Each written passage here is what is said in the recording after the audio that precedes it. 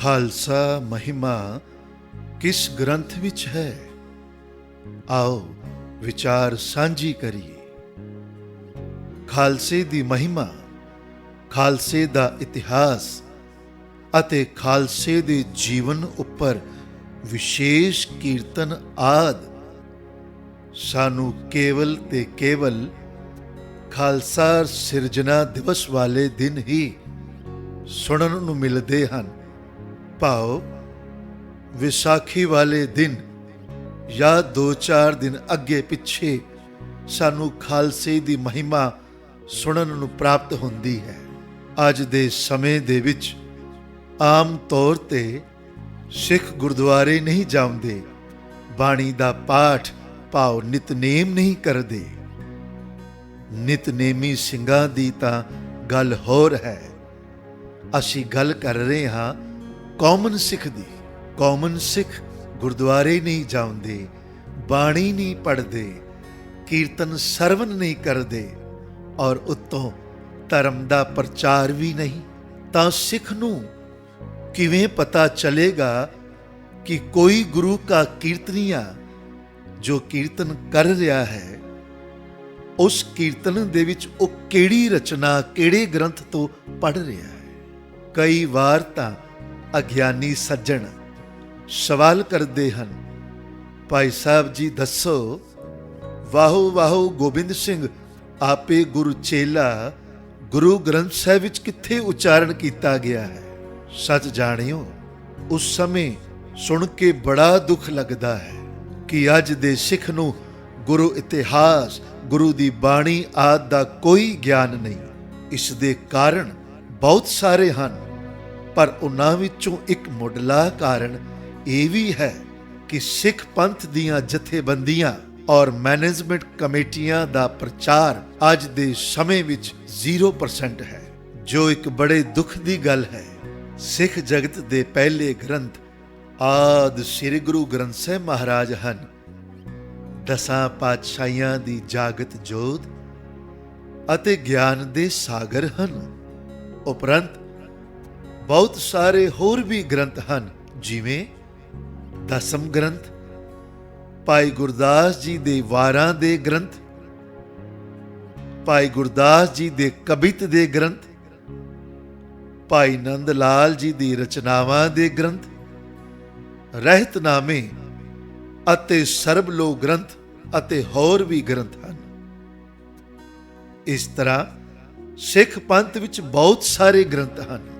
ਇਹਨਾਂ ਵਿੱਚੋਂ ਖਾਲਸੇ ਦੀ ਮਹਿਮਾ ਸਾਨੂੰ ਕਈ ਗ੍ਰੰਥਾਂ ਵਿੱਚ ਮਿਲਦੀ ਹੈ, ਪਰ ਸਭ ਤੋਂ ਜ਼ਿਆਦਾ ਖਾਲਸਾ ਮਹਿਮਾ ਸਾਨੂੰ ਸਰਬਲੋਕ ਗ੍ਰੰਥ ਵਿੱਚੋਂ ਪ੍ਰਾਪਤ ਹੁੰਦੀ ਹੈ। ਆਮ ਤੌਰ ਤੇ ਸਰਬਲੋਕ ਗ੍ਰੰਥ ਦੇ ਦਰਸ਼ਨ ਨਹੀਂ ਹੁੰਦੇ। ਤਖਤ ਸ੍ਰੀ ਹਜੂਰ ਸਾਹਿਬ ਨਾਂਦੇੜ ਜਾਂ ਫਿਰ ਨਿਹੰਗ ਸਿੰਘਾਂ ਦੀ ਜਥੇਬੰਦੀਆਂ ਦੇ ਵਿੱਚ ਸਰਬਲੋਕ ਗ੍ਰੰਥ ਦੇ ਦਰਸ਼ਨ ਹੁੰਦੇ ਹਨ, ਜਾਂ ਇਸ ਗ੍ਰੰਥ ਦੇ ਦਰਸ਼ਨ ਉੱਥੇ ਵੀ ਹੁੰਦੇ ਹਨ ਜਿੱਥੇ ਦਸਮ ਗੁਰੂ ਅਤੇ ਦਸਮ ਬਾਣੀ ਦਾ ਪ੍ਰਭਾਵ ਜ਼ਿਆਦਾ ਹੈ। ਆਪ ਜੀ ਪ੍ਰਸਿੱਧ ਰਚਨਾ ਨੂੰ ਜਦੋਂ ਸਰਵਨ ਕਰਦੇ ਹੋ ਨਾ, ਖਾਲਸਾ ਮੇਰੋ ਰੂਪ ਹੈ ਖਾਸ, ਖਾਲਸੇ ਮੈਂ ਹੂੰ ਕਰੋ ਨਿਵਾਸ, ਇਹ ਪ੍ਰਸਿੱਧ ਰਚਨਾ ਸਰਬਲੋਕ ਗ੍ਰੰਥ ਦੀ ਹੈ, ਜਿਸ ਨੂੰ ਗੁਰੂ ਕੇ ਕੀਰਤਨੀਏ ਅੰਮ੍ਰਿਤ ਕੀਰਤਨ ਦੀ ਪੋਥੀ ਵਿੱਚੋਂ ਪੰਨਾ ਨੰਬਰ 291 ਭਾਵ 291 ਵਿੱਚੋਂ ਪੜ੍ਹਦੇ ਹਨ। ਅੰਮ੍ਰਿਤ ਕੀਰਤਨ ਕੀਰਤਨੀਆਂ ਲਈ ਇੱਕ ਵਿਸ਼ੇਸ਼ ਪੋਥੀ ਹੈ, ਜਿਸ ਵਿੱਚ ਸਿੱਖ ਪੰਥ ਦੇ ਪ੍ਰਸਿੱਧ ਗ੍ਰੰਥਾਂ ਦੀਆਂ ਥੋੜੀਆਂ ਰਚਨਾਵਾਂ ਦੇ ਨਾਲ ਸ੍ਰੀ ਗੁਰੂ ਗ੍ਰੰਥ ਸਾਹਿਬ ਮਹਾਰਾਜ ਦੀ ਬਾਣੀ ਦੇ ਸ਼ਬਦ ਵੀ ਹਨ। ਸਰਬਲੋਕ ਗ੍ਰੰਥ ਦੇ ਵਿੱਚ ਖਾਲਸੇ ਦੀ ਮਹਿਮਾ ਨੂੰ ਲੈ ਕੇ ਹੋਰ ਵੀ ਰਚਨਾਵਾਂ ਹਨ, ਜਿਵੇਂ 10 ਗਰਾਹੀ 10 ਤਿਆਗੀ ਐਸੋ ਤਾਹੇ, ਖਾਲਸੈ ਕਤਤ ਸੁਜਾਨੰ, ਅਸ ਖਾਲਸੈ ਖਾਲਸੇ ਪਦ ਪ੍ਰਾਪਤ ਨਿਰੰਕਾਰ ਸੋ ਸਵਰੂਪ ਮਹਾਨੰ।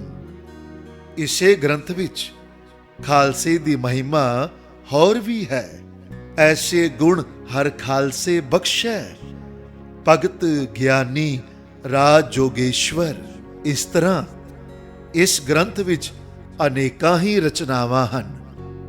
ਸਰਬਲੋਕ ਗ੍ਰੰਥ ਤੋਂ ਬਾਅਦ ਖਾਲਸੇ ਦੀ ਮਹਿਮਾ ਸਾਨੂੰ ਸ੍ਰੀ ਗੁਰੂ ਸੋਭਾ ਗ੍ਰੰਥ ਵਿੱਚ ਮਿਲਦੀ ਹੈ।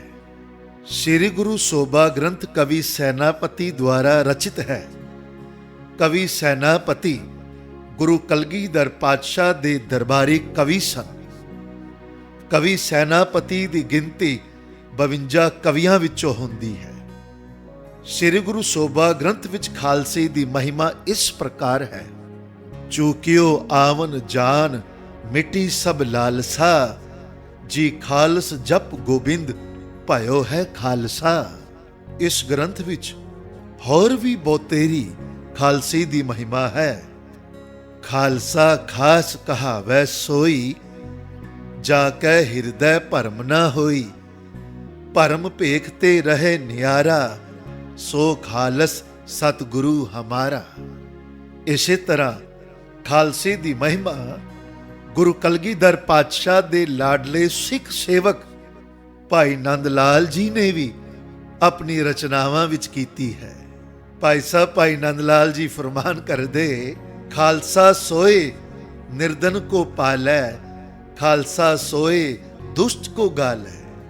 ਇਸੇ ਤਰ੍ਹਾਂ ਭਾਈ ਦੇਸਾ ਸਿੰਘ ਜੀ ਨੇ ਵੀ ਰਹਿਤਨਾਮਿਆਂ ਵਿੱਚ ਉਚਾਰਨ ਕੀਤਾ, ਗੁਰੂ ਸਰੂਪ ਖਾਲਸਾ ਹਈਏ, ਜਾਂ ਕੀ ਟਹਿਲ ਧਰਮ ਸੁਖ ਲਈਏ। ਗੁਰੂ ਪਿਆਰਿਓ, ਗੁਰੂ ਸਵਾਰਿਓ, ਇਸ ਤਰ੍ਹਾਂ ਦਸਮ ਪਿਤਾ ਸ੍ਰੀ ਗੁਰੂ ਗੋਬਿੰਦ ਸਿੰਘ ਜੀ ਮਹਾਰਾਜ ਦੇ ਵਰਸਾਏ ਖਾਲਸੇ ਦੀ ਮਹਿਮਾ ਸਿੱਖ ਪੰਥ ਦੇ ਅਨੇਕਾਂ ਗ੍ਰੰਥਾਂ ਵਿੱਚ ਸਾਨੂੰ ਪ੍ਰਾਪਤ ਹੁੰਦੀ ਹੈ। ਪਰ ਅਫਸੋਸ ਇਸ ਗੱਲ ਦਾ ਹੈ ਕਿ ਇਸ ਮਹਾਨ ਖਾਲਸੇ ਦੀ ਮਹਿਮਾ ਧਰਮ ਦਾ ਪ੍ਰਚਾਰ ਨਾ ਹੋਣ ਕਾਰਨ ਸਾਡੇ ਤੱਕ ਪਹੁੰਚ ਨਹੀਂ ਪਾਉਂਦੀ।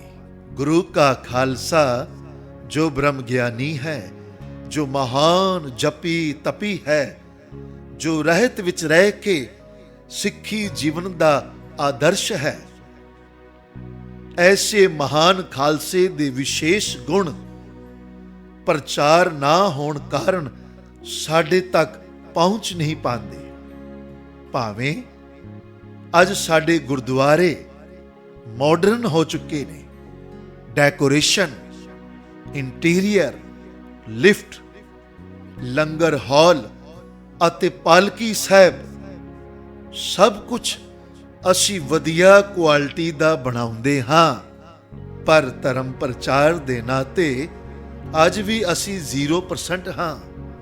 ਹੋ ਸਕਦਾ ਹੈ ਇਹ ਗੱਲ ਸੁਣ ਕੇ ਕਈਆਂ ਨੂੰ ਬੁਰਾ ਲੱਗੇ, ਪਰ ਹਕੀਕਤ ਤਾਂ ਇਹੀ ਹੈ ਕਿ ਧਰਮ ਪ੍ਰਚਾਰ ਨੂੰ ਅਸੀਂ ਕਦੇ ਵੀ ਪਹਿਲਾ ਅਤੇ ਵਿਸ਼ੇਸ਼ ਮੁੱਦਾ ਕਦੇ ਨਹੀਂ ਸਮਝਿਆ। ਤਾਂ ਹੀ ਤਾਂ ਇਹ ਖਾਲਸਾ ਸਾਡੇ ਲਈ ਕੇਵਲ ਵਿਸਾਖੀ ਦਾ ਗੁਰਪੁਰਬ ਬਣ ਕੇ ਰਹਿ ਗਿਆ ਅਤੇ ਅਸੀਂ ਖਾਲਸਾ ਜੀਵਨ ਨੂੰ ਭੁੱਲ ਗਏ। ਖਾਲਸਾ ਗੁਰੂ ਦਾ ਹੈ, ਯਾਦ ਰੱਖਿਓ, ਖਾਲਸਾ ਵਾਹਿਗੁਰੂ ਦਾ ਹੈ। ਇਸ ਲਈ ਐਸੇ ਖਾਲਸੇ ਦਾ ਸਦਾ ਹੀ ਅਸੀਂ ਸਤਿਕਾਰ ਕਰੀਏ ਜੋ ਗੁਰੂ ਦਾ ਹੈ, ਜੋ ਵਾਹਿਗੁਰੂ ਦਾ ਹੈ। ਐਸੇ ਖਾਲਸੇ ਦਾ ਸਤਿਕਾਰ ਸਾਡੇ ਦਿਲਾਂ ਦੇ ਵਿੱਚ ਸਦਾ ਰਹਿਣਾ ਚਾਹੀਦਾ ਹੈ, ਸਦਾ ਰਹਿਣਾ ਚਾਹੀਦਾ ਹੈ। ਵਾਹਿਗੁਰੂ ਜੀ ਕਾ ਖਾਲਸਾ, ਵਾਹਿਗੁਰੂ ਜੀ ਕੀ ਫਤਿਹ।